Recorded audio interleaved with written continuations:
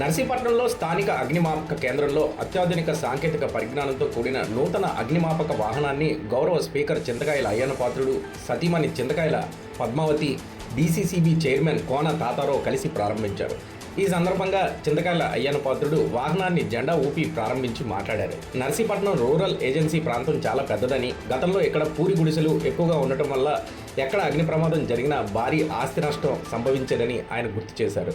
ప్రజల అవసరాలను గుర్తించి గత ప్రభుత్వాలు ప్రస్తుత ప్రభుత్వ ఫైర్ స్టేషన్ల అభివృద్ధికి కృషి చేస్తున్నాయని తెలిపారు. నర్సీపట్నం కేంద్రంగా అటు సీలేరు నుంచి ఇటు ఏజెన్సీ ప్రాంతమైన రావికమతం వరకు సుమారు 71 కిలోమీటర్ల పరిధిని ఈ ఒక్క స్టేషనే కవర్ చేయాల్సి వస్తుందని, పాత బండ్ల కండిషన్లు లేకపోవడం వల్ల ఇబ్బందులు ఎదురవుతున్నాయని పేర్కొన్నారు.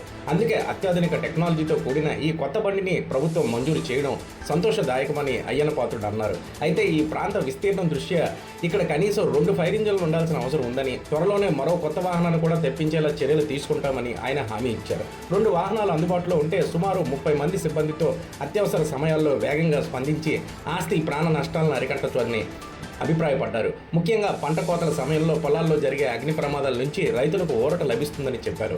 ఈ వాహనం మంజూరు చేసిన ముఖ్యమంత్రి చంద్రబాబు నాయుడుకి, హోంమంత్రి అనితకు ఆయన ప్రత్యేక ధన్యవాదాలు తెలియజేశారు. అందరికీ నమస్కారం అండి. మరి ఈరోజు మన నర్సీపట్నానికి నూతనంగా కొత్త టెక్నాలజీతో మన ఫైర్ ఇంజిన్ వచ్చిన సంగతి మీ అందరికీ తెలుసు. ఇవాళ ఎప్పుడూ ఓపెన్ చేసాం. ఈ కార్యక్రమానికి ప్రత్యేక అతిథిగా మన సెంట్రల్ బ్యాంక్ చైర్మన్ గారు కోన తాతారావు గారు రావడం చాలా సంతోషం. అలాగే స్టేషన్ ఆఫీసర్ గారికి, మన సిఐ గారు, నాయకులందరికీ కూడా నమస్కారం తెలియజేస్తున్నాను. మీ అందరికీ తెలుసు, నర్సీపట్నం రూరల్ ఏరియాకి అంటే ఇప్పుడంటే బిల్డింగ్స్, హౌసింగ్ బోర్డు ఇల్లు వచ్చాయి, కానీ పూర్వం అన్ని ఊర్లో కూడా ఇంచుమించు కమల ఇల్లు ఉండి మనకి ఎక్కడ ఫైర్ యాక్సిడెంట్ అయినా చాలా ఇబ్బంది పడేవారు, చాలా ఆస్తి నష్టం అవుతూ ఉండేది. అంచేత ప్రభుత్వాలు వచ్చిన తర్వాత ఏ ప్రభుత్వాలు వచ్చినా ఇటువంటి ఆస్తి నష్టాలు జరగకుండా ఇమీడియట్గా ఆదుకోవాల్సిన అవసరం ఉంది. దాని మీద గత ప్రభుత్వాలు కానివ్వండి, మన ప్రభుత్వాలు ఉన్నప్పుడు కానివ్వండి, ఫైర్ స్టేషన్ ఇంప్రూవ్ చేయాలని చెప్పి ఒక నిర్ణయం తీసుకోవడం జరిగింది. పూర్వం నర్సీపట్నంలో చిన్న చిన్న వ్యాన్లు ఉండి, మీకు తెలుసు ఇక్కడ నర్సీపట్నం దగ్గర చుట్టుపక్కల ఇక్కడ సీలేరు దగ్గర నుంచి ఇటుపక్క ఏజెన్సీ వరకు, రావికాతం వరకు ఇవన్నీ కూడా ఫైర్ స్టేషన్ లేవు, ఒక నర్సీపట్నమే. ఇప్పుడు దీని ప్రకారం చూస్తే ఈ ఒక్క స్టేషన్ నుంచి ఎక్కడ ఫైర్ యాక్సిడెంట్ అయినా 71 కిలోమీటర్ల డిస్టెన్స్లో ఎక్కడ అగ్ని ప్రమాదం జరిగినా నర్సీపట్నం స్టేషన్ నుంచి ఎజెండా అవసరం వస్తుంది. ఇప్పుడు పాత బళ్ళు ఎన్నో ఉన్నాయి, అన్నీ కండెమ్ మీద అయిపోతుంటాయి, సర్వీస్ ఎక్కువ. అంచేత ఎప్పుడో నేను ఒకసారి లెటర్ రాశాను, ఒక అవసరం అని చెప్పి లెటర్ రాసినప్పుడు మరి ప్రభుత్వం అన్నీ స్పందించి కొత్త బండి, కొత్త టెక్నాలజీతో వచ్చింది, చాలా సంతోషం. అయితే నేనేమంటానంటే మళ్ళీ ఒక ప్రభుత్వాన్ని దృష్టికి తీసుకెళ్ళి ఒక నిర్ణయం తీసుకున్నాను. ఇక్కడ 2 బళ్ళు ఉండాలి కంపల్సరీగా.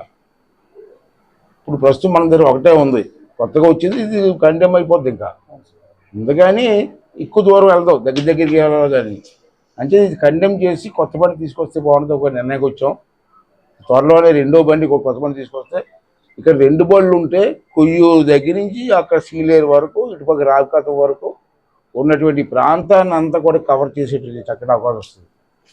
ఫైర్ యాక్సిడెంట్ తగ్గాయి, కరోనా లేవు, కరోనాన్ని కమలి నుండి పెద్ద ఫైర్ యాక్సిడెంట్ అయ్యాయి, తగ్గినప్పటికి కూడా ఎమర్జెన్సీ. పొలాల్లో పొలం కోసి పొలాలు కుప్పలు పెడతారు, అవి కాలిపోతూ ఉంటాయి, చెరుకు తోటలు కాలిపోతూ ఉంటాయి, అనుకోకుండా ఫైర్ యాక్సిడెంట్లు అవుతూ ఉంటాయి. ఇలాంటప్పుడు చాలా ఉపయోగపడుతుంది. కాబట్టి 2వ ఇంజిన్ కూడా కావాలని చెప్పి ప్రపోజల్ పెట్టడం జరిగింది. ఎందుకు పెట్టడం జరిగిందంటే ఒక్కొక్క వెహికల్కి 15 మంది స్టాఫ్ ఉంటారు ఇంచుమించు, డ్రైవర్తో సహా, లేకపోతే వాటర్ గీసే వాళ్ళు సహా, ఫైర్మెన్స్ కానీ. ఇప్పుడు 2 బళ్ళు ఉంటే 30 మంది స్టాఫ్ వస్తారు. 30 మంది స్టాఫ్ వస్తే 2 బళ్ళు రెడీగా ఉంటే మీకు ఇమీడియట్గా ఎక్కడి నుంచి కాల్ వచ్చినా ఇమీడియట్ నిమిషాల నుంచి వెళ్ళి అక్కడ ఆస్తి నష్టం జరగకుండా ప్రజలను కాపాడడానికి ఉపయోగపడుతుంది. ఇటువంటి సమయంలో మరి ఉపయోగపడుతున్న ఉద్దేశంతో మరి నిర్ణయం తీసుకోవడం జరిగింది. త్వరలోనే వితిన్ మంత్స్లో రెండో ఇంజిన్ కూడా తెప్పించి ఏర్పాటు చేస్తాను. ఈ ప్రాంతానికి ఇబ్బంది లేకుండా చేయడం కోసం నేను ప్రయత్నం చేస్తానని చెప్పి మరోసారి తెలియజేస్తూ, మరి ఈవేళ ఈ కొత్త బండి శాంక్షన్ ఇచ్చి మన ప్రాంతానికి మనందరి కోరిక బంధించినటువంటి ముఖ్యమంత్రి గారికి, ముఖ్యంగా హోమ్ మినిస్టర్ గారి కంట్రోల్కి వస్తుంది. ఈ డిపార్ట్మెంట్ హోంమంత్రి గారి కంట్రోల్ కూడా ఉంటుంది. హోంమంత్రి గారికి కూడా చెప్తూ ఇచ్చారు. హోంమంత్రి గారికి కూడా మరి ధన్యవాదాలు తెలుపుకుంటూ, ఆ రెండో బండి కూడా ఇమీడియట్గా, అది మా ఏజెన్సీ ప్రాంతం కూడా ఎక్కువ ఉంది. ఇక్కడ టౌన్లో ఉందనుకోండి, ఇమీడియట్గా ఫోన్ చేస్తే ఏదో వస్తుంది. ఏజెన్సీ ప్రాంతంలో బళ్ళు లేకపోతే కష్టం. విశాఖపట్నం నుంచి అనకాపల్లి నుంచి బండి రావాలంటే మొత్తం తగలబడిపోద్ది. ఇక్కడ మొత్తం ఫినిష్ అయిపోద్ది. అంచేత ఏజెన్సీ ప్రాంతం అప్ టు సీలేరు, కొయ్యూరు వరకు ఎంత కవర్ చేస్తుంది. కాబట్టి రెండో బండి కూడా ఇమీడియట్గా మాకు ఇచ్చి మా ప్రాంతానికి సౌకర్యం కల్పించమని చెప్పి మరొకసారి ప్రభుత్వాన్ని రిక్వెస్ట్ చేస్తూ, మరి వెంటనే అడిగిన వెంటనే బండి ఇచ్చినందుకు హోమ్ మినిస్టర్ గారికి, అలాగే చంద్రబాబు నాయుడు గారికి, కూటమి ప్రభుత్వానికి కూడా మనస్ఫూర్తిగా ధన్యవాదాలు తెలియజేస్తున్నాను.